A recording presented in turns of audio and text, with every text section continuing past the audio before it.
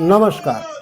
नगर निगम सोलन के ward number 5 में होने वाले उपचुनाव में चुनाव प्रचार के अंतिम दिन प्रदेश और सोलन नगर निगम के सत्ताधारी कांग्रेस और प्रदेश की मुख्य विपक्ष भाजपा ने अपने बड़े नेताओं को सड़क पर उतार कर शक्ति प्रदर्शन किया।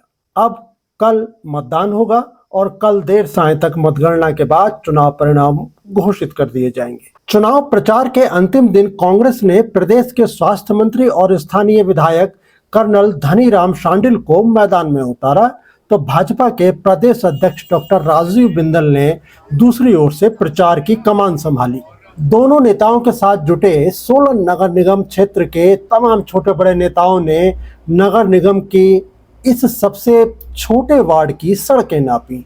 लोगों से अपने अपने प्रत्याशी के पक्ष में उन्होंने मतदान की अपील भी की। इस उपचुनाव में चुनाव प्रचार के अंतिम दिनों में कांग्रेस खेमे में सबसे खास बात देखने को मिली वह यह थी कि कुछ दिन पूर्व तक एक दूसरे को ललकार रहे कांग्रेस के दोनों खेमे एक साथ कंधे से कंधा मिलाकर कांग्रेस प्रत्याशी पुनीत नारंग के पक्ष में चुनाव करते दिखाई पड़े। आप तस्वीरों में देख सकते हैं कि कभी स्वास्थ्य मंत्री के बगलगीर होकर चलने वाले कांग्रेसी नेताओं ने मेयर को स्वास्थ्य मंत्री के दाएं बाएं चलने के लिए जगह दी। यही नहीं, स्वयं वे स्वास्थ्य मंत्री से दूरी बनाकर चलते दिखाई पड़े।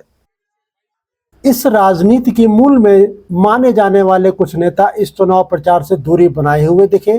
कुछ दिनों से चर्चा है कि मेयर और स्वास्थ्य मंत्री के बीच की बढ़ रही नजदीकियों से परेशान कुछ कांग्रेसी नेता पार्टी में रहने या न रहने का फैसला कर सकते हैं। फिलहाल ये सभी बातें चर्चाओं में ही हैं, लेकिन ऐसे नेता चुनाव प्रचार में नहीं दिखे, यह भी एक सच है। चुनाव परिणाम आने के बाद हो सकता है कि सोलन नगर कांग्रेस की राजनीति में कुछ और उठापटक देखने को मिले। दूसरी ओर भाजपा की ओर से टिकट की दावेदारी करने वाले तकरीबन आधा दर्जन भाजपा नेताओं को प्रदेश अध्यक्ष के साथ देखा गया। डॉक्टर राजीव बिंदल सभी दुकानदारों से अपने प्रत्याशी अमरदीप सिंह पांजा का परिचय कराते रहे और उनके पक्ष में मतदान की अपील भी करते रहे।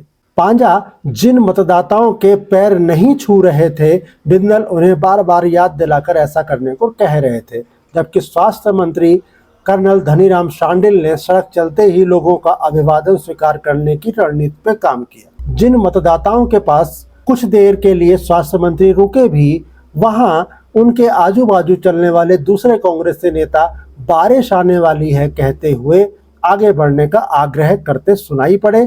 आप भी सुन लें।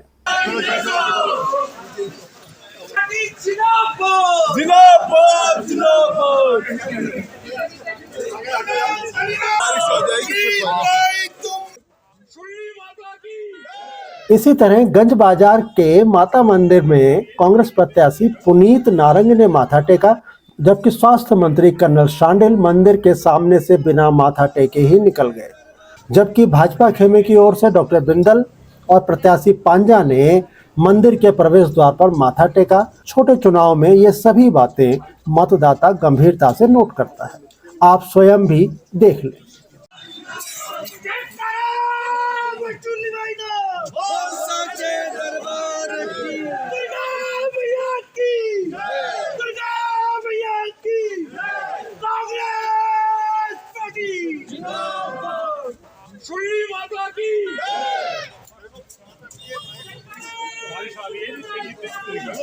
चुनाव प्रचार के दौरान सबसे रोचक स्थिति उस समय देखने को मिली जब अपने अपने प्रत्याशियों के प्रचार को निकले कांग्रेस और भाजपा के नेता आमने सामने आ खड़े हुए। इस मौके पर हर रोज के आरोप प्रत्यारोप से अलग दोनों ओर के नेताओं ने एक दूसरे से हाथ मिलाया।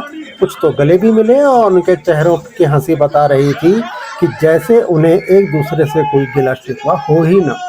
हालांकि डॉक्टर बिंदल और स्वास्थ्य मंत्री कर्नल शांडिल का आमना सामना नहीं हो सका।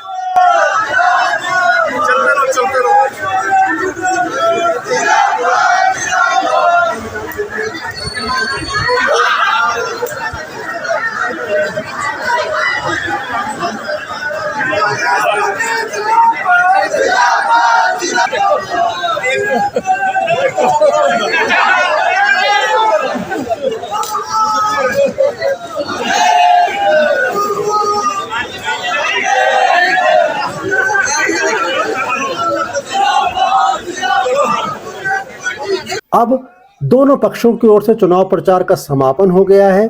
आज यानी शनिवार को छोटी छोटी टोलियां बनाकर दोनों पक्ष डोर टू डोर चुनाव प्रचार कर सकेंगे।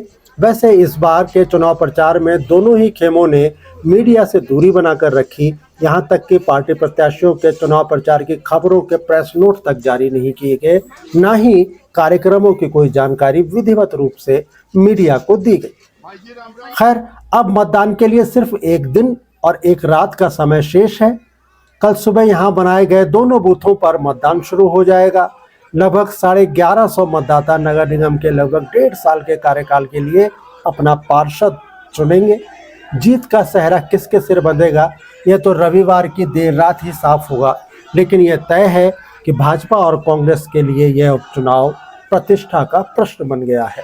कांग्रेस को सरकार में रहते हुए इस सीट को हर हाल में जीतकर भाजपा की इस परंपरागत सीट पर कब्जा करने की चुनौती है।